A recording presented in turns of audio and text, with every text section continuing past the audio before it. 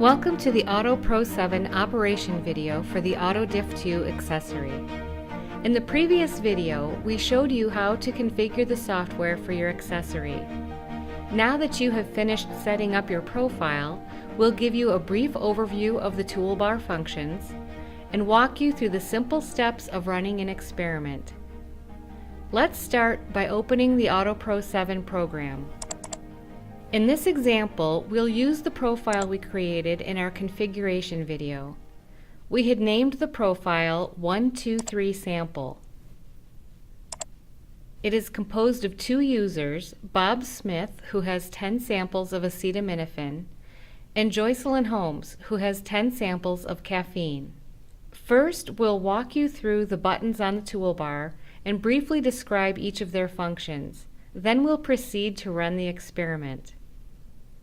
The first three buttons are for creating, opening, and closing profiles. The New button is where you create new profiles with different accessories, sampling positions, users, and new fields. Use the Open button to open an existing profile, and the Close button to close the profile. Let's open our 123 sample profile again. The two buttons that follow are for viewing and editing the configuration of your current profile. View Profile is very handy for reviewing all the details of the profile parameters you set up. You can review information such as your file naming method, the location of where your files will be saved, and other specifics. The Edit button will bring up the Profile Editor. This is where you can change the configuration of your point map, background collection, file naming, and more.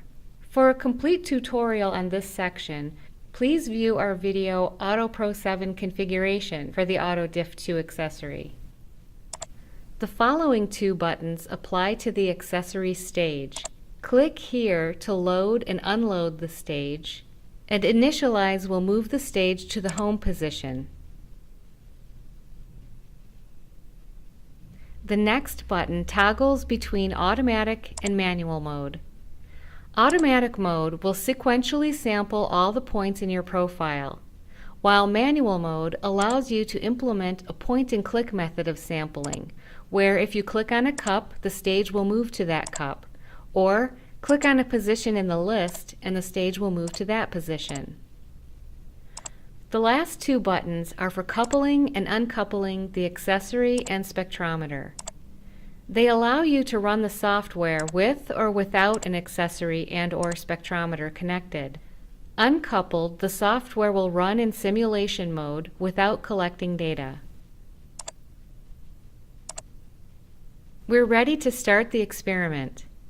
First, we want to collect a background. Click on the Background button and the stage will move to the background position and begin the background scan.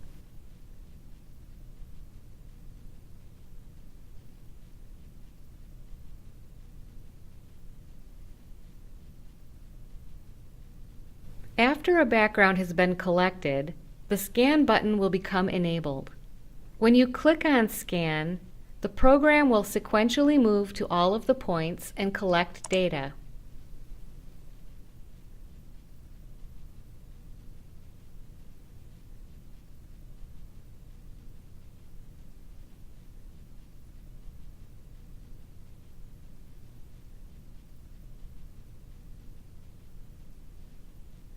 The experiment is finished. The data has been collected and saved.